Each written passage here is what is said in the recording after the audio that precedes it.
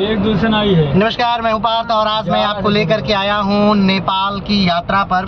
अभी हम लोग निकले हैं ककरहवा बॉर्डर से, और ककरहवा बॉर्डर से निकलने के बाद हम लोगों ने बुटवल में गाड़ी का जो है रोड मैप तैयार किया एक तरह से कि कैसे जाना है और कहां से आना है।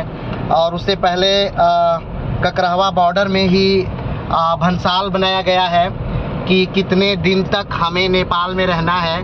4 व्हीलर का जो भंसाल है पर डे का 600 रुपये के हिसाब से है, 600 रुपये पर डे के हिसाब से।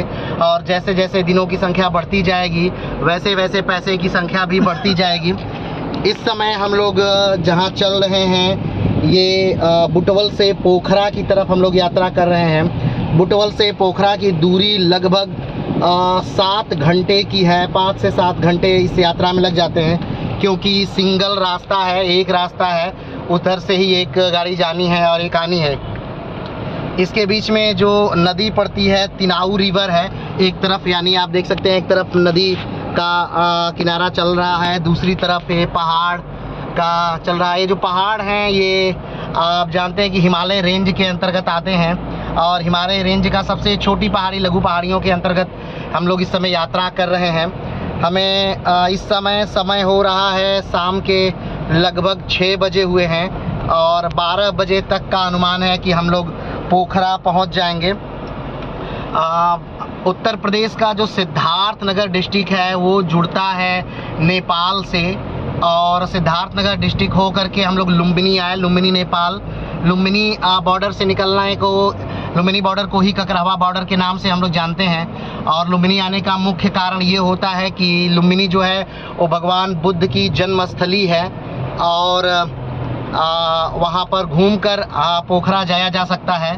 पोखरा से फिर जो काठमांडू है जो नेपाल की राजधानी है वो भी लगभग 250 किलोमीटर पड़ती है, जो कि एक त्रिभुज बनाता है, यानी कि लुम्बिनी से फिर पोखरा और पोखरा से फिर काठमांडू, ये लगभग त्रिभुज बनाता है।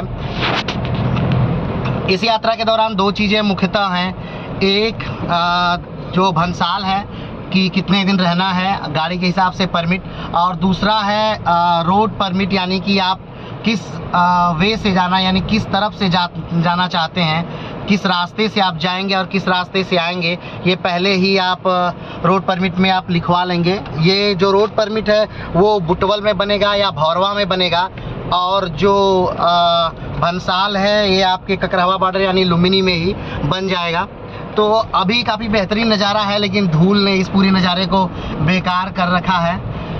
नेपाल की अगर हम बात करें तो नेपाल में कुल 7 राज्य हैं, जहाँ कोसी प्रदेश, मध्य प्रदेश, बागमती प्रदेश, गंडकी प्रदेश, लुम्बिनी प्रदेश, कर्णाली प्रदेश और सुदूर प्रदेश।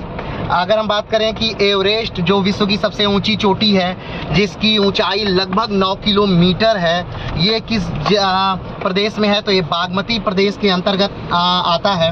और अगर हम बात करें कि कितने ज़िले हैं यहाँ पर, तो कुल 77 ज़िले हैं। यहाँ पर गाड़ियों के नंबर में खास लय होता है कि उसके प्रदेश का नाम पहले लिखा जाता है, लेकिन ध्यान रखिएगा यहाँ पर अंग्रेजी में नहीं लिखते हैं, पूरी तरह से हिंदी में लिखते हैं। भारत में भी वही है सिस्टम की, प्रदेश का नाम लिखते हैं उसके बाद नंबर लिखते हैं, लेकिन वहाँ पर इंग्लिश में अंग्रेजी का प्रयोग भरपूर करते हैं। यहाँ पर सिर्फ हिंदी में ही लिखा जाता है, चाहे वो संख्या हो और चाहे वो लिपि हो, दोनों हिंदी में ही लिखी जाएगी।